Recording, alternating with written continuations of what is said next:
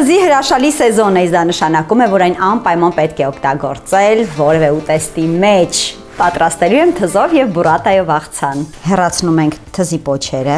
մեջտեղից կիսում ենք, հանում ենք կեղևը եւ թողնում ենք միայն պտղամիսը։ Խոհանոցային թաղանթի վրա դրել եմ թուզը եւ հիմա պետք է սեղմել։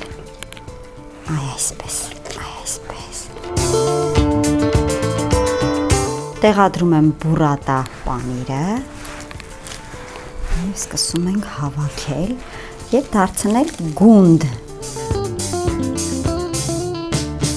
Կդնեմ սառցարանում, հուսամ մի քիչ որ ամրանա, արդեն թաղանթ հանելուց հետո գնդի ձևը կպահպանվի։ Թուզը եւ բուրատան մատուցելու եմ աղցանի միքս տերևներով, կարող եք պատրաստի գնել սուպերմարկետից։ Խնդրում եմ չքանդվես։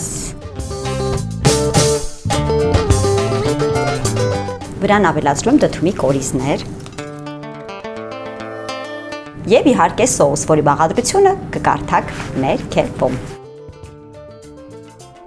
Սեղմեք լայքի կոճակը, սրտիկեք ինձ, ուղարկեք այս բաղադրատոմսը ձեր ընկերոջը,